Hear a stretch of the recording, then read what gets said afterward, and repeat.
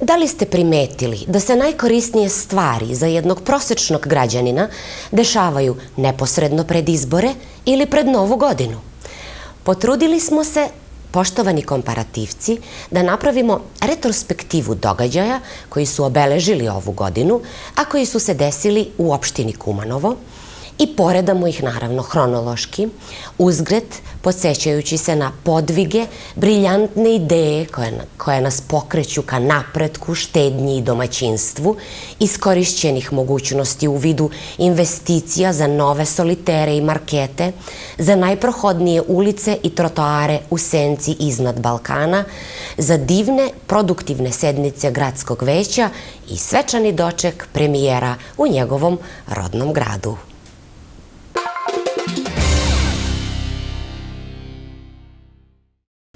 Kumanovci su početkom ove godine nekoliko meseci bili bez gradskog prevoza, da bi je završili istu tu godinu vestima da će gradski prevoz biti besplatan, verovatno za sve nas. Gradacija lokalnog uspeha ili dobro menadžiranje sa privatnim prevoznicima, svakako motivisanim novcem opštine, ostaje da vidimo dok se vozimo s kraja na kraj grada. Kao što se i očekivalo, energetska kriza je pogodila svoj cilj.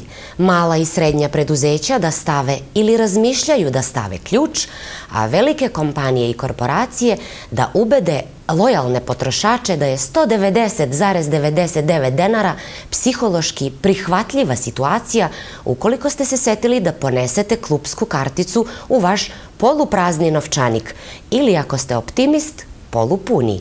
Sve veći broj šumskih požara ovog leta ponovo je otvorio večitu raspravu o tome da li je individualna svest jača ili slabija od kolektivne svesti, da li smo razumeli upozorenje o početku globalnog zagrevanja koje je tada uputio Al Gore ili nam samo nedostaje stroži nadzor nad našim šumama i gorama. Ovu godinu smo počeli sa rekonstrukcijom Narodnog pozorišta. Izvinite, ne mi. Oni su započeli. Ipak, to je Ministarstvo kulture, dok smo mi samo kulturno i strpljivo čekali da se pribave sve potrebne dozvole i saglasnosti i da se sakupe lovorike za stranački uspeh u kome će uživati ljubitelji umetnosti iz najveće opštine u regionu. Štrajkovalo se i u vrtićima i školama, ne zbog sadržaja nastavnih materijala ili dostojanstvenijeg odnosa roditelja i nastavnika, već iz racionalnijih razloga. Bar je sve počelo fizičkim prisustvom u školi i niko nije dezinfikovao decu na ulazu. Ostalo je lakše zaboraviti nego prošlogodišnji sneg. Bolnica nam se gasifikovala ove godine. Nema mazuta, nema mernih stanica sa crvenim strelicama, nema korone, nema bolesnih ili se svi bolesni ipak odvoze u Skoplje. Gas do daske. Znali smo da nešto drugo od stranih službi ili iz komšiluka zagađuje vazduh u Kumanovu. Otkrili smo i zagađivača iz pobratimljenog Preševa. Uništili smo ga brzinom vetra koji je oduvao otrov i stvorio prelepu zelenu opštinu sa zastavom belijom od obraza. Do dan danas ne znamo šta je bilo sa protestom stanara protiv zoniranog parkiranja na bulevaru Oktobarske revolucije.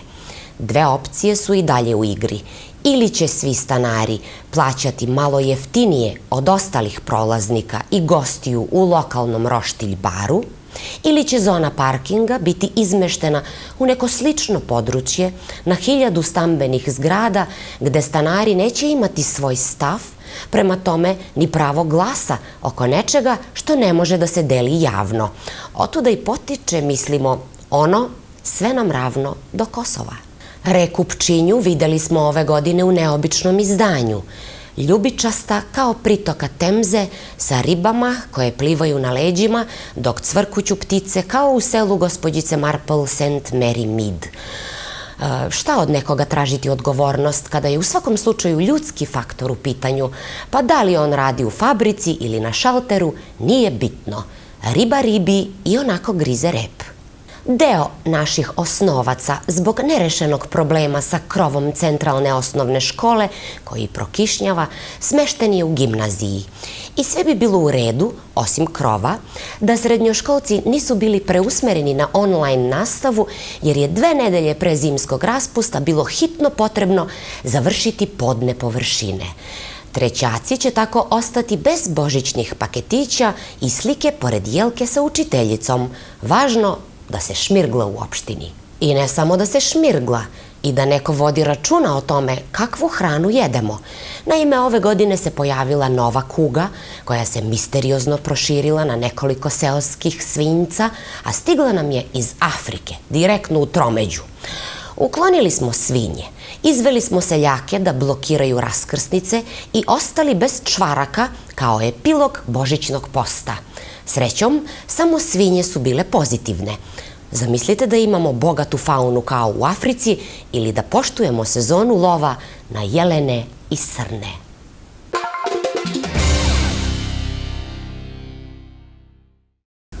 Kriza je, poštovani gledalci, ne samo energetska, siromaštija, što vikaf naši ljudi, i zato imamo samo 2 vanilice, jednu za mene danas, jednu za našeg dragog gosta, ali zato nam je tu i ovaj predivni zimski pejsaž Save Šumanovića. Sa nama kriza je, ali nije duhovna, srećom, kriza, i zato, baš zato imamo danas Milutina Stančića kod nas u goste. Tako mi je drago što vas vidimo opet posle toliko vremena. Dobrodošli u Komparativ. Dobar dan, hvala na pozivu. Za finale, rekla sam vam, vi ćete biti i niko drugi. Čak što više nisam izabrala srpskog ambasadora u Makedoniji, zato što imamo neki drugi plan, ja i gospođa Nevena, urednik slova. Vi, Milutine, znate koliko je ovo slovo bitno za srpski narod koji živi u Makedoniji? Vaša pitanja i uvodna analiza uz ovaj simbolički ambijent Šumanovića je zaista za divljenje i za poštovanje i za vrstu zahvalnosti, ali odgovor na ova i na pitanje koje ste prethodno postavljali, analizirali i vašim informativnim dometima pokrivate, razotkrivate i dajete na razmišljanje, iziskuju dodatni napor zato što napravljen korak 2 u smislu da se popuni prostor i da se ponudi sadržaj kulturni, duhovni ljudima koji ovde žive, ne znači da se problemi rešavaju i da se iscrpljuju karakteri i dometi ljudi koji to zapravo traže. Dakle, slovo je nakon jedne pauze od 3 godine ponovo zaživelo na mesečnom nivou. Trudimo se da pokrijemo besplatno izdanje, dakle, ovog časopisa u svim sredinama gde žive Srbi. Trudimo se, znači, da to budu ustanove, dakle, školske, gde postoji redovna nastava, u onim školama gde je zaživeo izborni model jezik i kultura Srba, u gradskim sredinama, udruženjima, asocijacijama, partijama, diplomatskim predstavništvima. Dakle, trudimo se da svi oni koji su vezani i koji su prisutni u samom časopisu dobiju svoj primjerak i da tako obogatimo informativnu ponudu koja je već postojala, dakle, na internet portalu Spona. Na sutrašnji dan obeležava 18 godina postojanja. Mi simbolički se ne držimo baš tog samog dana, ali evo, samo formiranje organizacije je 2005. godine, upravo 25. decembra bila, pa evo i ta jedna simbolika koju niste znali, a spontano se tu oživljava. Dakle, ona od prvog dana preko portala i informativno pokriva informacije, ali je časopis jedna vrsta drugog ambijenta na 32 stranice u koloru. Trudimo se da nekako obeležimo i ostavimo pisani trag kroz štampanu formu koja će ostati kao jedan podsjetnik, pokazatelj i staza za neke druge putanje i za neke nove izazove koje se tiču našeg života i informisanja ovde. Evo ga, snovi postoje da bismo preživjeli stvarnost na 21. stranici u novom broju slova. Mi smo u Komparativu imali rubriku Dobra spona, to je ponovo zahvaljujući vama. Nismo je imali zato što smo imali samo nedostatak informacija što se tiče života Srba u Kumanovu i u Makedoniji. Imali smo je zato što ste vi uvek bili korak ispred nas, nudili ste događaje kao što su promocije knjiga srpskih autora, istaknutih imena, ljudi sa posebnim narativnim stilom koji su dolazili u Skoplju, a za koje Kumanovci nisu imali prilike da čuju. Vi ste bili naš partner i možda i ne znajući za to.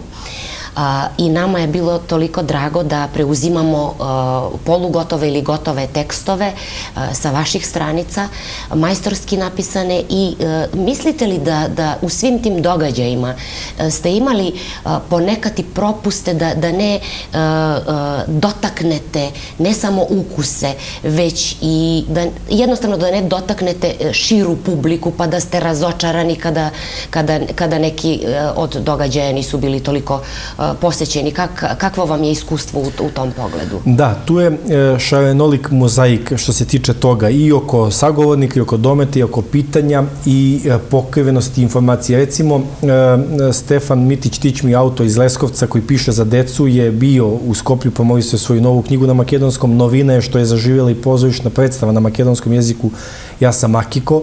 Želja je, ideja da se ona postavi i bude dostupna publici u Kumanovu. Ona je u Skoplju bila u salonu 1919 postavljena. Nadam se da će se to približiti kumanovskoj publici, ali borba je neprestana. Dakle, ja imam utisak i tvrdnju da se mi u Sponi bavimo kulturom, humanitarnim radom, srpstvom, kulturnom baštinom na svakodnevnom nivou. Dakle, to nije projektno analiziranje, promišljanje, razmišljanje ili datumsko zbog nečih hirova ili finansijskih pospešivanja. Dakle, ovo je svakodnevni mukotrpni rad, delima potvrđen, znači ne samo pričom. Dakle, to se ogleda i vidi kroz ovu informativnu platformu, a vidi se i kroz delatnost prisustvom u sredinama. Da li humanitarnim radom, da li u školskom sistemu, da li na ulici. Dakle, to je jedna kontinuirana prisutnost sa različitim kategorijama ljudi i na osnovu toga se kreira i ovaj sadržaj u informativnom delu. A sada, gde leže problemi i gde leže ta saplitanja ili ta siromaštija duhovna, to je već kompleksno pitanje. Mi našim pristupom, dakle, ako se ne prilagođavamo, dolazimo i do određenih problema, jer ako tretiramo neku oblast i dođemo do nekog problema, mnogi će se prepoznati. I onda dolazimo do nesklada njihovog funkcionisanja, njihovog pogleda na život i našeg delovanja i naših zapažanja, pitanja i reakcija koje imamo kao ljudi, kao asocijacije, kao društvo i kao misleći ljudi i kao novinari. Bolje da pričamo o humanitarnom radu. Ovo je ne samo u Kučevištu. Ono što ne samo Spona radi, to jest nije Spona kao kulturno-informativni centar bila nosioc samog projekta ovog humanitarnog rada, kako sam razumela, ali vi ste uvek u senci, ali niste kao vlada u senci, nego ste baš u senci u smislu da potvrđujete ono kada daje leva ruka, ne daje da dozna desna. U tom smislu ste bili u senci čitavo ovo vreme. Ovo je jedan projekat ne samo humanitarnog okvira, ovo je jedan čovečanski podvig i potez. Ovo što ste uradili, pričajte nam malo o tome, sagradnja kuće u Kučevištu i ne samo tamo. Prošli put ste bili u Nagoričanu, nažalost nismo se uspeli videti. Šta u stvari i ko vam pomaže da odradite ovakve projekte? U ovom konkretnom broju koji držite u rukama, dakle u rubrici Misija, je obuhvaćena reportaža iz Kučevišta gde je 8 dece dobilo nov krov nad glavom i sasvim nove pristojne uslove za život, dakle potpuno nova kuća za ovu 10-članu porodicu. A što se tiče aktuelnosti vašeg kraja, dakle to nije ušlo u ovom broju, bit će u narednoj godini.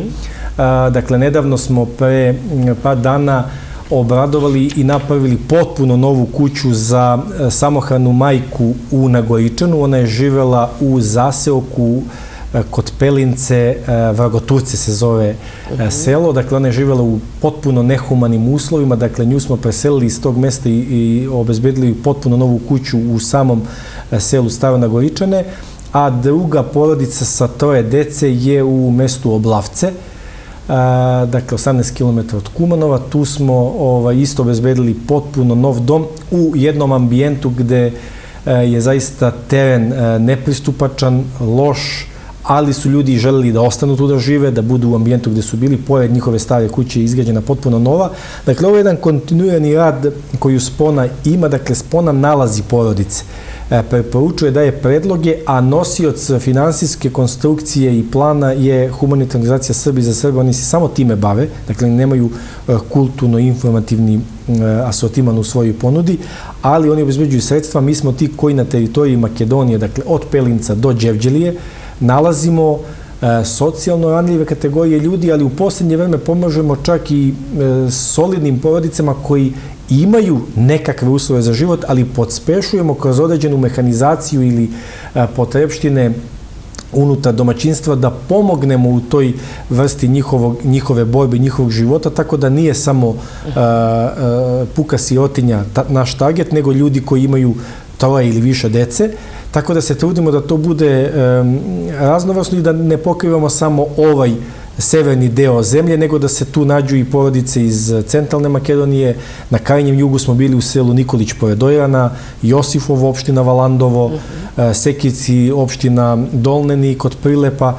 Tako da je to širok dijapazon i, kažem, trudimo se da našim prisustvom pronađemo porodice i tako pospešimo naš dalji rad. Što se tiče slova, kad smo već oko samog izdanja, lepo je da istaknemo da se nalazi veoma zanimljiva rubrika Učiteljstvo u Kumanovu, autor je Filip Đoševski, dakle Kumanovac.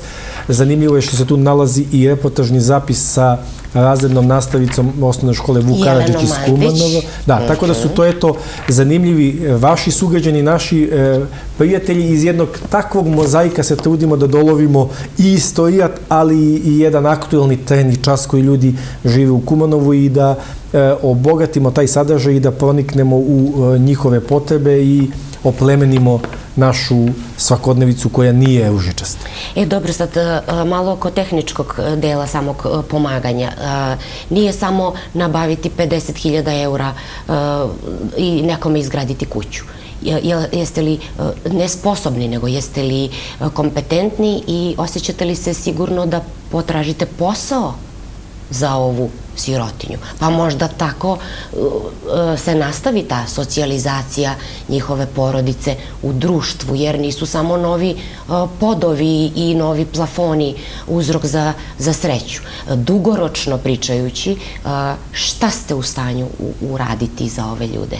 Negde je naš zaista domet veliki, ali se završava stvarno na ovim tehničkim stvarima spoljašnjosti i mi završimo ono zašto smo predvideli u zaista vrlo kratkom roku da obezbedimo te osnovne uslove za život. A ovo drugo, siromaštvo je nekada puk nekih okolnosti, ali je nekad i izbor. Dakle, izaći iz tog ambijenta siromaštva je zaista potrebna dodatna energija i napor.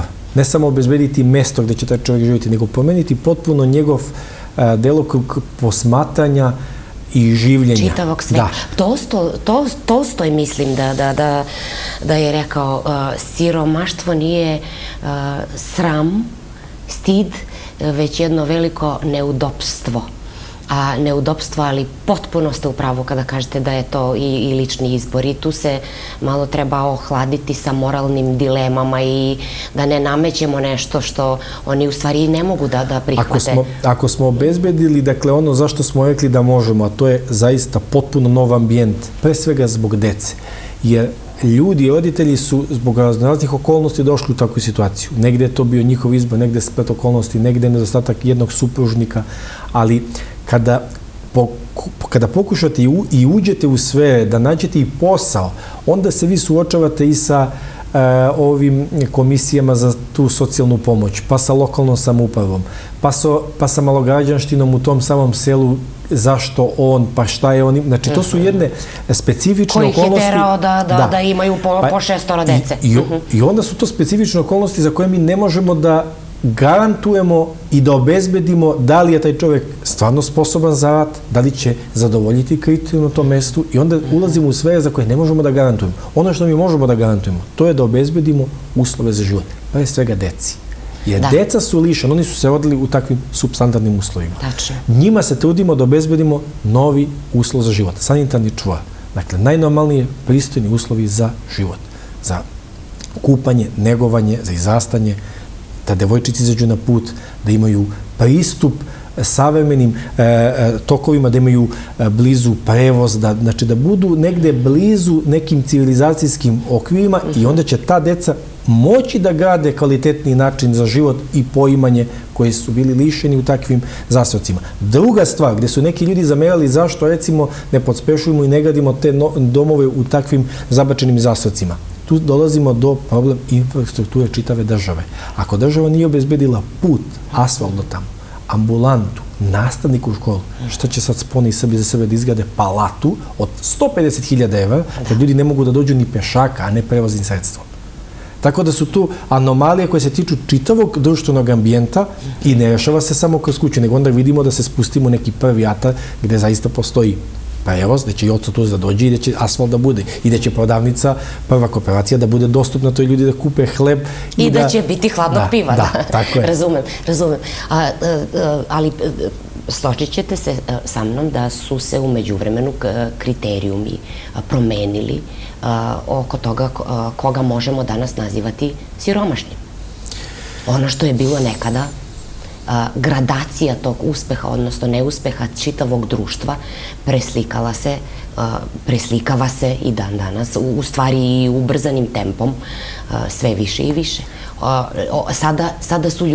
Sada se ljudi nazivaju siromašnim ako nemaju interneta u ruralnim područjima. Jeste, ali smo zapravo... A ne samo sanitarni čvor. Zanimljivo je vaše pitanje, ali zapravo mi smo svi siromašni.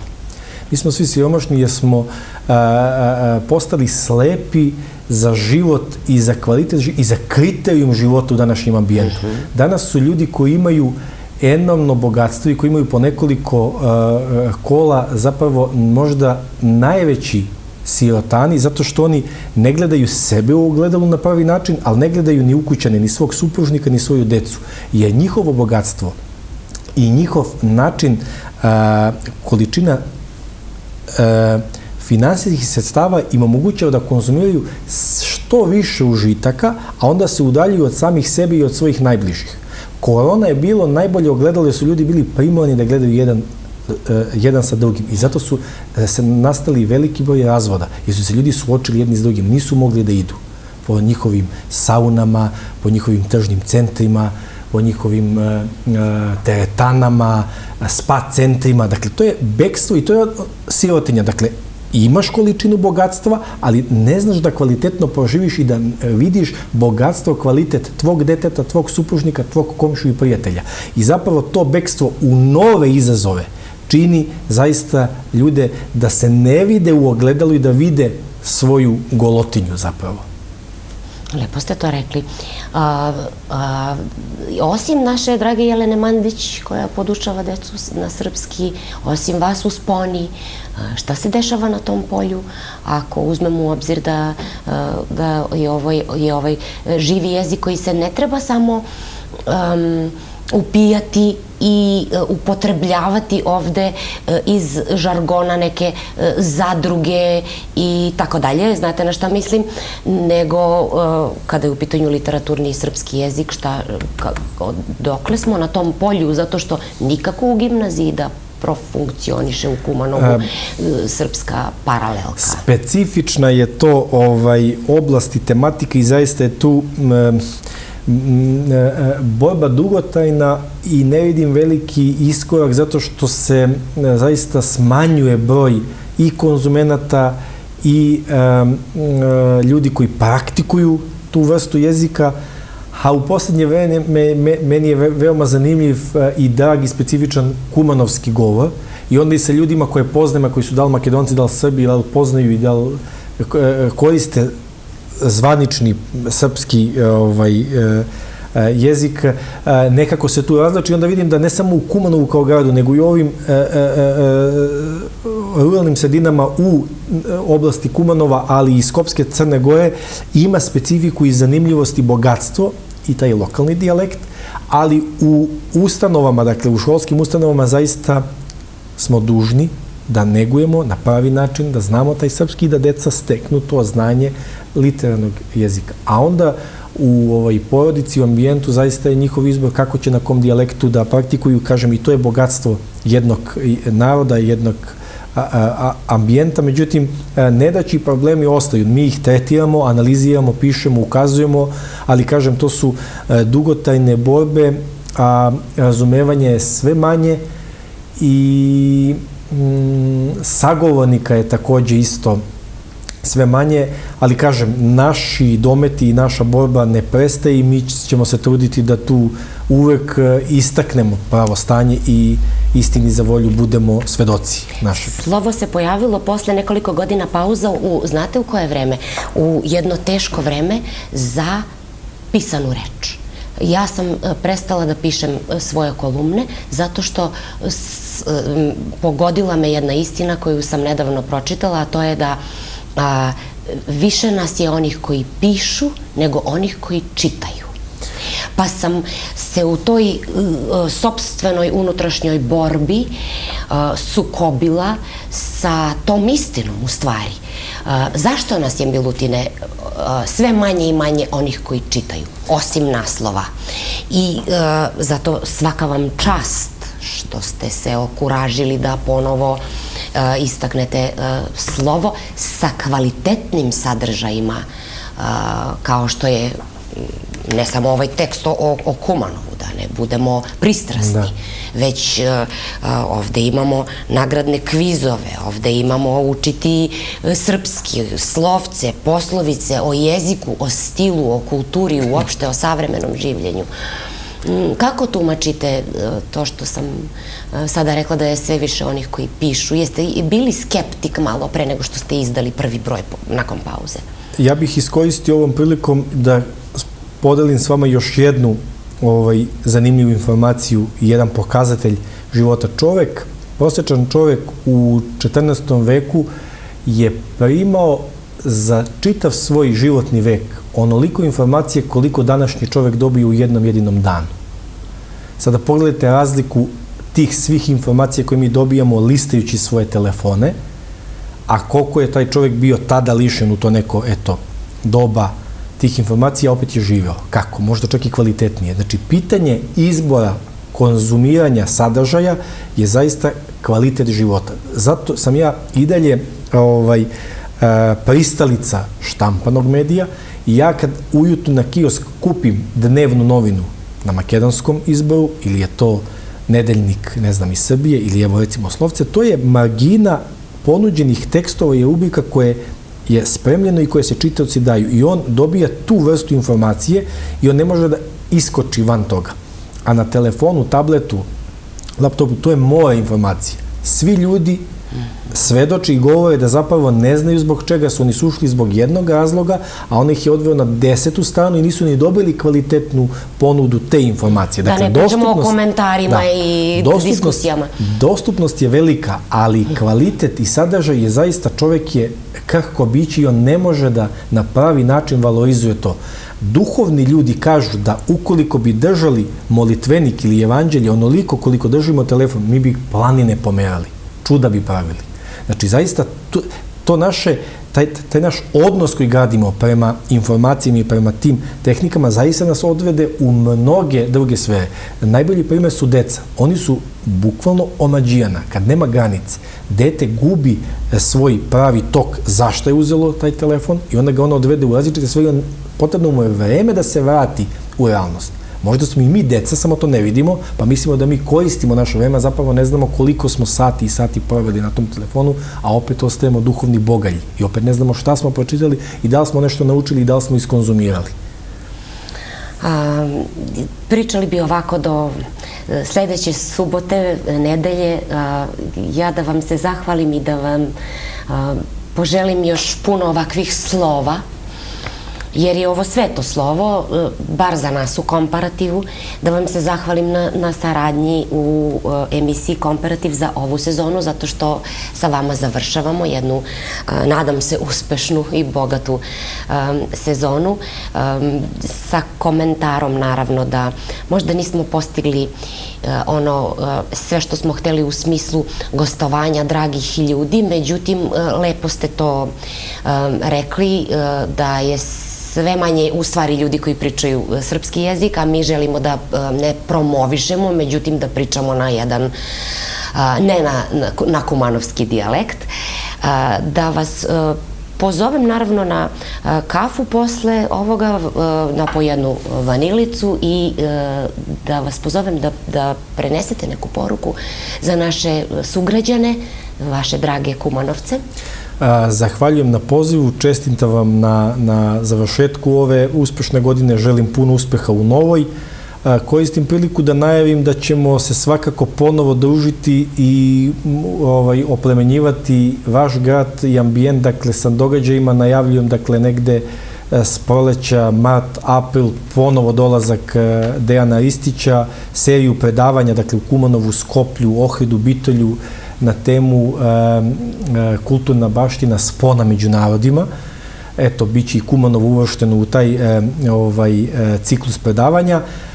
Nadam se da će naša pozorišna predstava Realisti, u kojoj jedan od glumaca je Ivica Dimitrijević Kumanovac, ponovo biti postavljena na daskama koje život znače i u Kumanovu. Nadam se da ćemo možda upriličiti neku novu pozorišnu predstavu. Kontinuitet humanitarnog rada je tu. Obradovat ćemo mališane od Nove godine do Svetog Save u Kumanovu i okolini, dakle u školama gde postoji srpska populacija i nastava, da li izbornog modela, da li redovne nastave, tako da ćemo biti prisutni i čitat ćemo se i gledati svakako u novim ambijentima. Recite Dejanu Ristiću, molim vas da ponese više primjeraka zablude srpske istorije, zato što gledaoci traže njegove knjige, a nisam dobila informaciju da li se u stvari njegova knjiga, trilogija, čini mi se, beše, prodaje već u Skoplju, pošto u Kumanovu... Nisam siguran. Za Kumanovo znam da se ne prodaje. Podsjetite ga, molim vas, da ponese knjige. Jeste podelili paketiće u Sponi danas? Danas jeste. Jutros je bila podela za one mališane koji pohađaju nastavu u samoj Sponi. Oni su dobili svoj paketić danas, a kažem u narednim danima će biti obuhvaćena šira okolina kako Kumanovskog kraja, tako i Skopskog. Pa ako Bog da i ako ima srpsko jedinstvo između stranaka u Kumanovu, da se vidimo svi zajedno za Svetu Savu.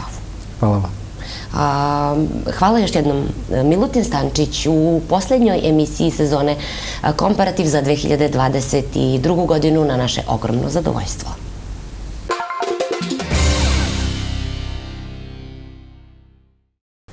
Deda Mraz u Kumanovu tradicionalno dolazi na motoru, pa informacija da se nastavlja izgradnja pruge do Beograda nije dala željeni efekat. A od ove godine u svom posedu imamo novogodišnje ukrase koje će nam, ako nastavimo da ih uništavamo, doneti novi tender za njihovo servisiranje. Novac mora da se kotrlja, kao što su se i kalendar i strujni sat i prioriteti u našem životu munjevitom brzinom okrenuli, zakotrljali. Prvo je postalo radno mesto. Najbolje biti od kuće, uz slobodan vikend do Bujanovca, pa minimum 3 različite dečje sekcije, pa vlasnički list iz stana koji čekamo godinama da se konačno osamostalimo od roditelja koji drsko troše svoje penzije na sopstvene žureve po penzionim udruženjima i tako dalje, sve dok ne stignemo do samog kraja liste gde ljubav, kao i uvek, strpljivo čeka. Hvala vam što ste nam posvetili pažnju ove sezone Komparativa. Često smo sebe nazivali hronikom nedeljnih dešavanja, mnogo puta smo pričali o kulturno-umetničkom razvoju i uspesima naših sportista, bili smo pomalo satirični, ali uvek za promociju lepe reči, humanosti i pravde. Do neke buduće prilike na srpskom ili čistom makedonskom jeziku. Živeli da živejeme!